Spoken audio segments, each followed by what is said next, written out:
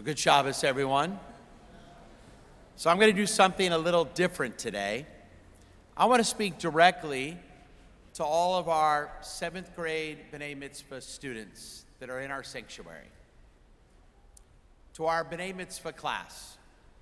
As we get near the end of another school year, I want you to know how much I like you, how much I respect you, how much I've enjoyed all your B'nai Mitzvah during this year. And because I also care about you, I want you to be happy and healthy in every way. As you become young adults, I want you to feel strong, secure, and at peace within yourselves. So I'm going to start by telling you something you may not want to hear. I really think you should not have access to social media.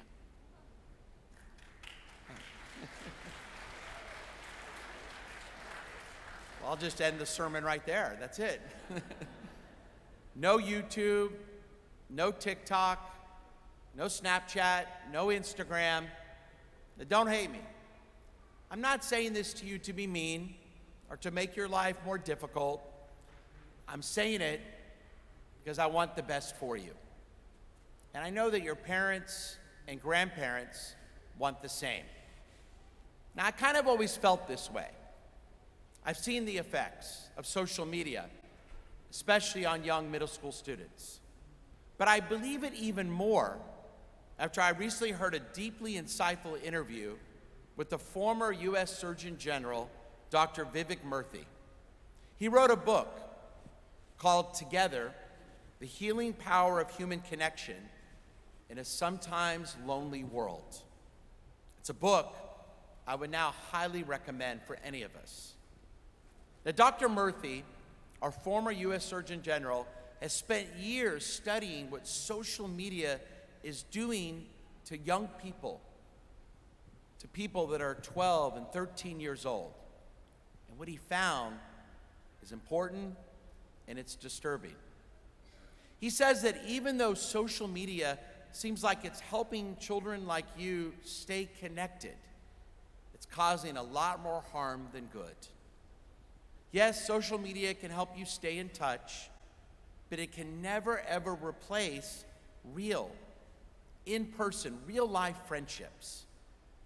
These friendships can only happen when you're actually together, present, in the moment, laughing, talking, being yourselves. Social media can never give you that. In fact, it often does the opposite.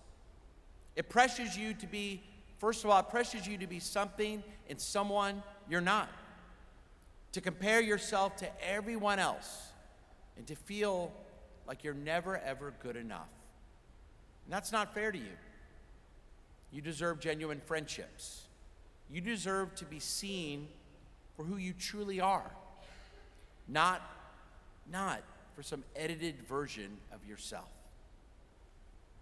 Dr. Murthy shared many stories about children, young adults throughout our country, too many young people today who are growing up feeling sad, anxious, and more depressed than ever before. Young teens who feel like they're never good enough because they're constantly comparing themselves to the impossible standards they see online. He's seen how this loneliness and this anxiety can lead to too much pain, to too much despair. And I've also encountered it in my work with teens your age. So I want you to hear this first loud and clear. You are enough. You don't have to prove yourself to anyone. Don't let what you see on social media make you think that you have to be perfect. No one is. But too often online, you're led to believe that you're never good enough. Instead, I really believe, and I know your parents agree with me, you deserve connections with the people who care about the real you, with all your imperfections and with all your blessed traits. That can never be the person you're supposed to be online. This week in the Torah, we opened the book of Bamidbar, which means in the wilderness. Our ancestors, the Israelites, wandered in the wilderness for 40 years, facing challenges and searching for their way. But it wasn't just a geographical wilderness. In so many respects, in what we read in our Torah, it was a spiritual wilderness. Our ancestors were figuring out how to build community, how to rely on other people, on relying on each other, and how to find their true purpose in life. But too often, I see young, good people like yourselves, smart, kind, funny, caring, good kids who seem to be in your own wilderness. Yes, you may be surrounded by people at school and activities or on sports teams, but you may still feel alone. Because too often, you're stuck on your screens, not always sure how to connect in real life. And I get it, that's not your fault.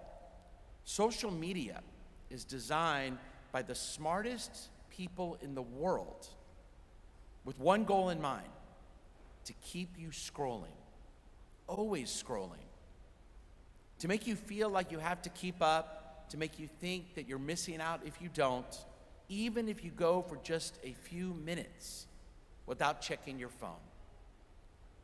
And this extraordinary technology is only getting better, day by day, year by year. And it's played a huge role in your life since the day you were born. In so many ways, it's really not fair that you were brought up during this time. Our former Surgeon General told a story about walking into a school and seeing many teens sitting together, but not actually talking to each other, just staring at their screens, alone, even though they're surrounded by people. I too have seen that at my own dinner table with my kids when they were your age, and sometimes now, even when they're young adults. So Dr. Murthy also said something important about your brains.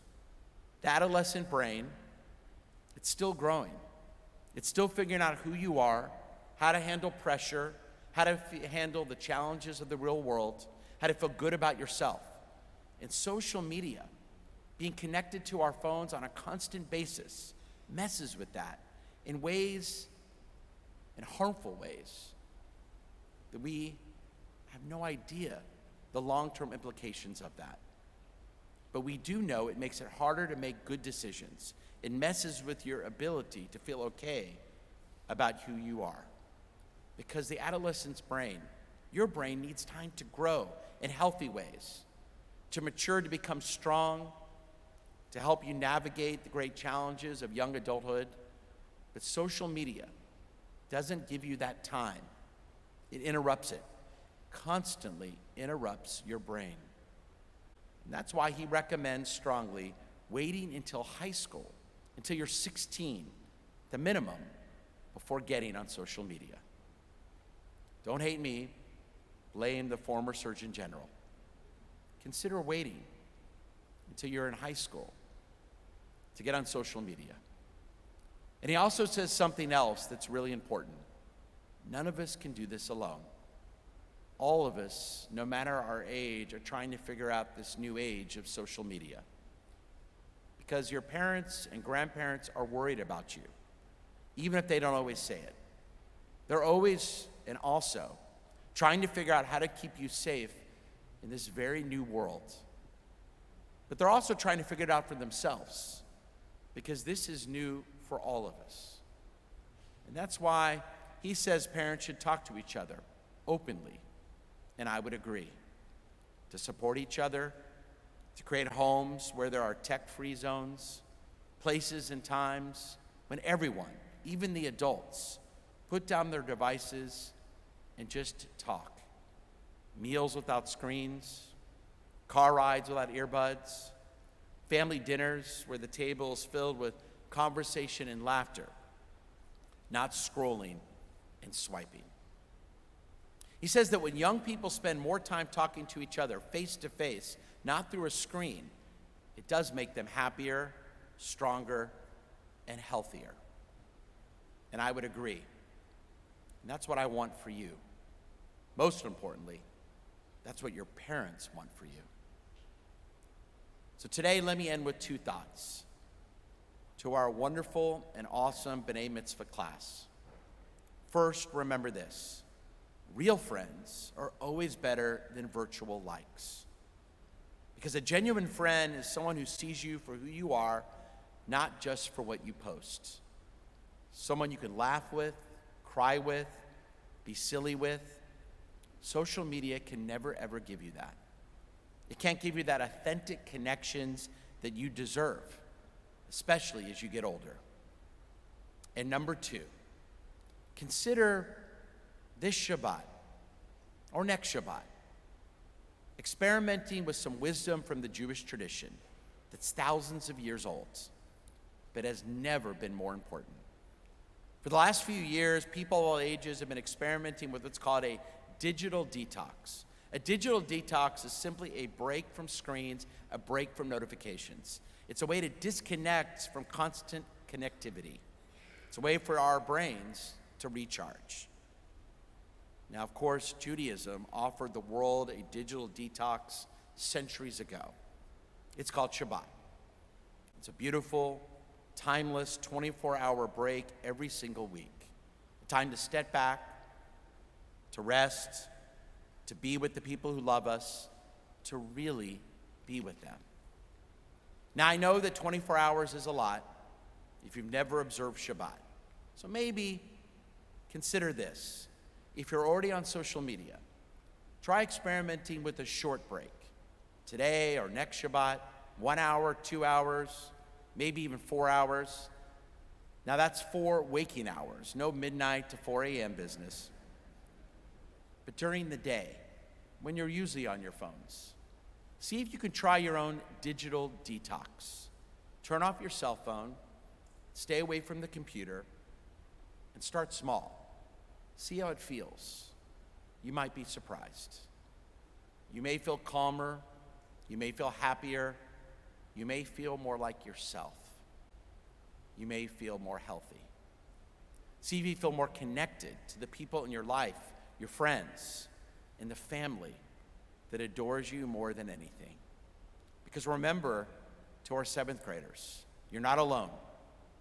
You're blessed with parents and grandparents who love you for who you are, teachers, mentors, rabbis, and a cantor who care about you, and a community right here who wants you to be healthy, physically and emotionally healthy. Today, I pray that you always choose a community of real-life people over comparisons on social media, in-person conversations over endless scrolling, and to always be present, truly present, for those closest to you. Shabbat Shalom.